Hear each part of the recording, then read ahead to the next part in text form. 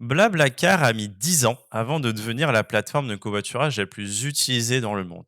Les fondateurs ont réussi à transformer cette simple idée qui est le covoiturage en une entreprise à succès.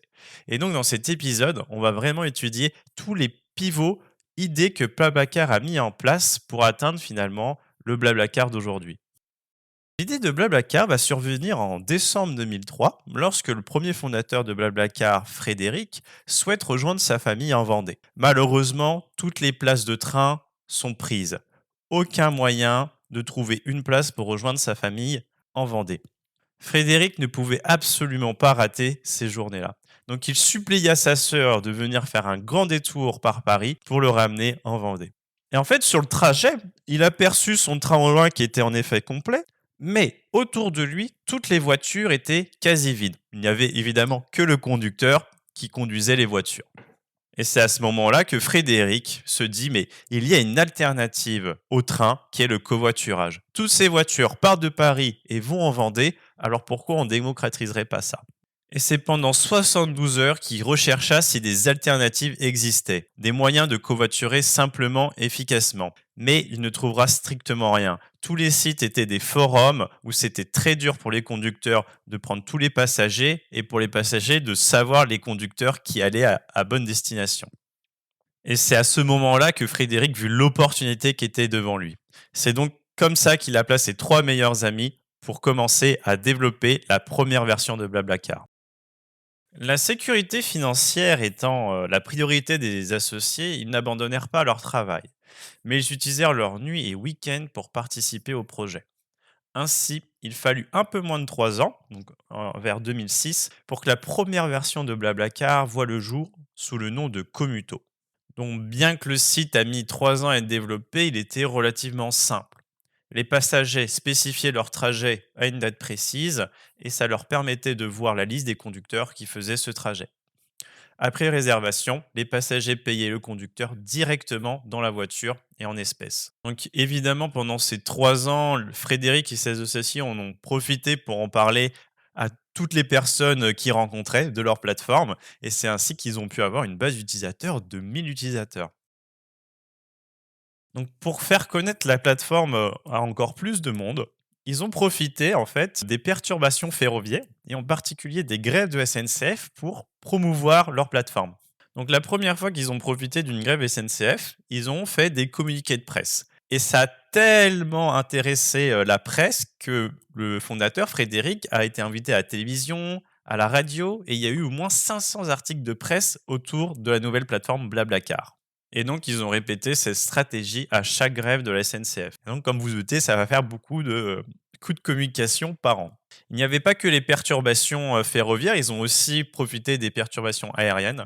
Et donc, l'anecdote la plus connue de Blablacar, c'est qu'en 2010, lorsqu'il y avait l'éruption volcanique en Islande qui paralysa tous les vols à travers l'Europe, eh ben, il y a eu une future mariée qui a pu se rendre à son futur mariage grâce à Blablacar en covoiturage. Et donc, Blablacar a profité de cet événement et a gagné énormément en popularité. Donc, c'est en poursuivant ces coups de communication et en améliorant la plateforme, en ajoutant un système d'avis utilisateur, portrait, biographie pour les conducteurs, que Blablacar, anciennement Commuto, était devenu le site de covoiturage le plus utilisé en France en 2008 avec une base d'utilisateurs de 70 000 utilisateurs. Donc nous sommes en 2008 et il faut savoir que Blablacar, sur cette plateforme, il n'y a toujours pas de modèle économique. Ils ne gagnent pas leur vie grâce à leur plateforme et pourtant il y a beaucoup d'utilisateurs. Donc il faut trouver une stratégie, une manière de gagner de l'argent.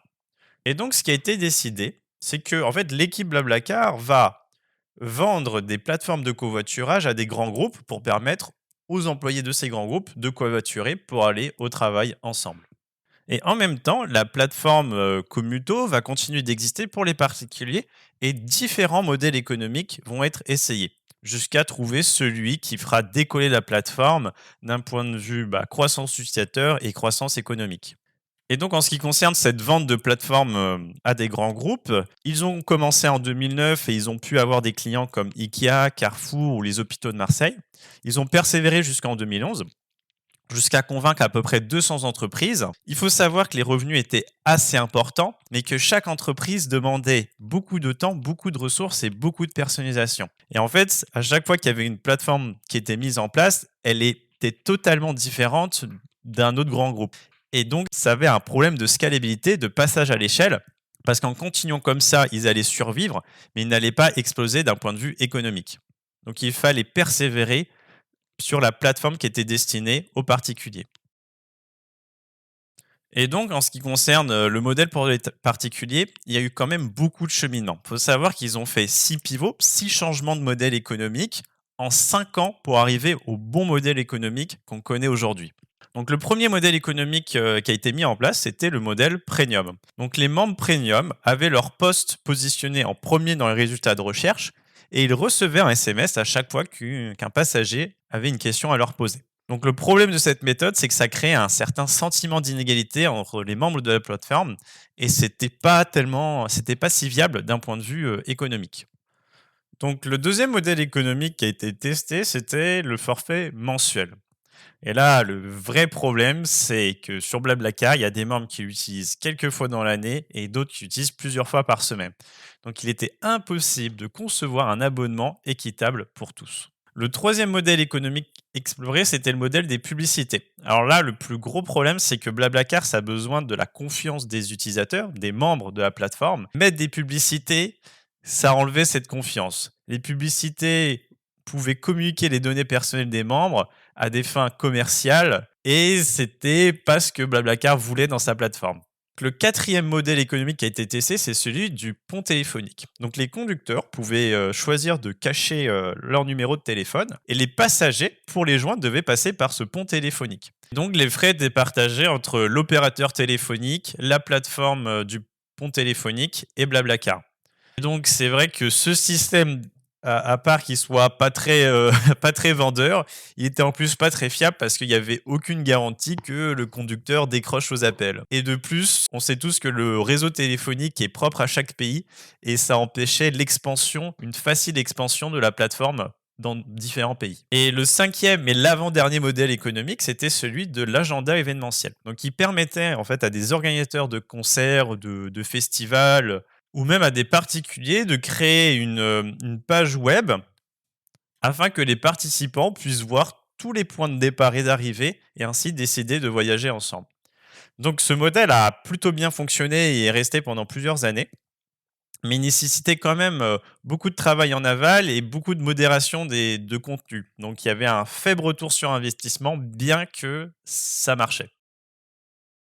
Donc le dernier modèle économique est apparu quand même par hasard. En fait, c'est un des associés, Francis, qui, au cours d'une expérience Blablacar où il était conducteur, en effet, Francis a dû attendre 1 heure avec ses 2 passagers que, le troisième passager décroche au téléphone. Tout ça pour qu'il leur dise qu'il ne viendrait pas et qu'il prendrait un autre Blablacar. Et donc Francis comprit tout de suite qu'il fallait mettre en place quelque chose pour contrer ce type d'annulation. Ainsi, le nouveau modèle économique de Blablacar était né. Les passagers devaient payer leur place en ligne avant le trajet prévu. Et Blablacar prenait tout simplement une commission sur chaque réservation. Et donc, ça crée quand même un climat de confiance parce que les conducteurs n'avaient plus à se soucier si les passagers allaient venir ou pas. Ça crée de la confiance, de la fiabilité entre tous les membres de Blablacar. Et ça crée un engagement mutuel entre les passagers et le conducteur. Et c'est donc ainsi en juin 2012 qu'on va voir la nouvelle version de Blablacar où il y a ce système de paiement en ligne et de frais de réservation. En partant de l'idée de décembre 2003, il a fallu attendre juin 2012 pour connaître le Blablacar d'aujourd'hui.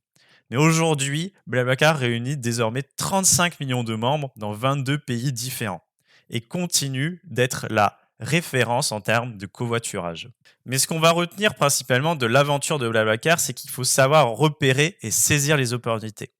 Blablacar a profité des grèves de train et des perturbations aériennes pour faire des coups de communication. Et chaque projet a ses opportunités spécifiques, mais en les saisissant au bon moment, elles peuvent faire décoller le projet. Aussi, la confiance, c'est la clé de la réussite.